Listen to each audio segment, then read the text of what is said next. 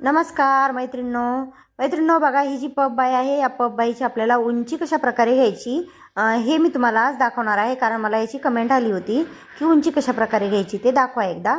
तर मी काय केलं, जी आपली दंडाची मार्जिन आहे ती सोडून दिली अर्धा इंच आणि उंची जेवढी आहे तेवढी घेतलेली आहे बाईची.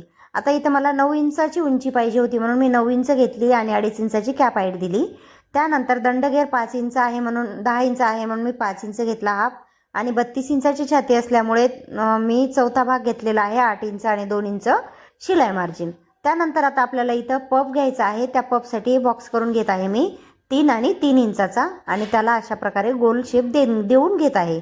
आता काय करायचं, जो गोल शेप दिलेला आहे ना तिथं आपल्याला एक टक्स द्यायचा आहे आणि इथून आता आपल्याला प्लेट टाकत घ्यायचे आहेत. आता इथं प्लेट टाकते वेळेस जो आपण टक्स दिलेला होता तिथून प्लेट आता आपल्याला अशा प्रकारे टाकून घ्यायच्या आहेत. आता इथं मी 3 ते 4 प्लेट टाकून घेते.